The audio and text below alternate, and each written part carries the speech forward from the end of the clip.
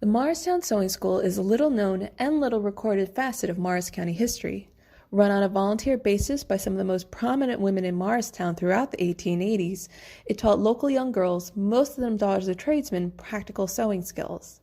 Despite over 500 students attending over the course of the school's lifespan from November 1879 to May 1889, there is very little documentation of its existence. What we know comes largely from 45 teachers' books donated to MCHS in 2018.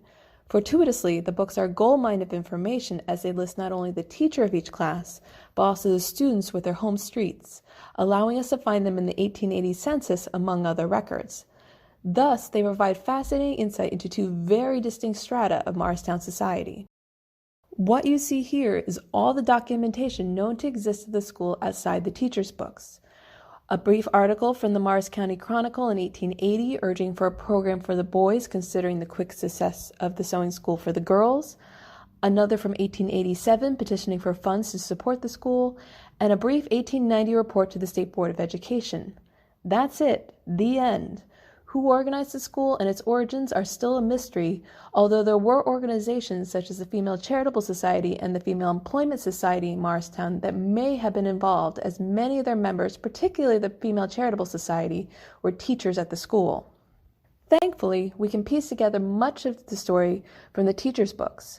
In the earliest years, classes were named after the skill taught in them: patchwork, hemming, buttonhole making, dressmaking, and some of the most common projects sewn by the girls were handkerchiefs, aprons, petticoats, and chemises. Classes, usually of less than 10 students, were taught on Saturday mornings at the Maple Avenue School just off the green. They were typically divided by age, children 5 to 10 and 10 to 15, although a handful of 4-year-olds also attended. The teachers were the daughters of senators, former governors, merchants, stockbrokers, admirals, and business moguls like Lucy Fitz-Randolph, daughter of U.S. Senator and former New Jersey Governor Theodore Fitz-Randolph. Many teachers, such as Lucy, originally hailed from major cities like New York, Boston, and Pittsburgh. They moved to Morristown throughout the 1860s, 70s, and 80s. However, unlike Lucy, who married in Morristown in 1889, we actually have her wedding dress in our collection, over half the teachers who were unmarried at the time they were teachers never married.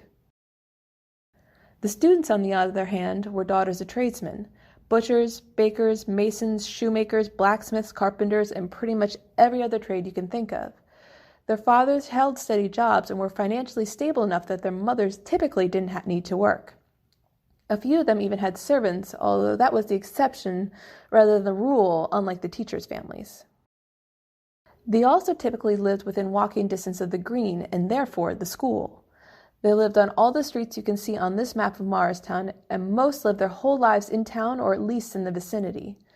A not insignificant portion held jobs as adults, even if only until marriage. Of the known 482 students, roughly 8% died before age 30 and 17% never married, a surprisingly high percentage.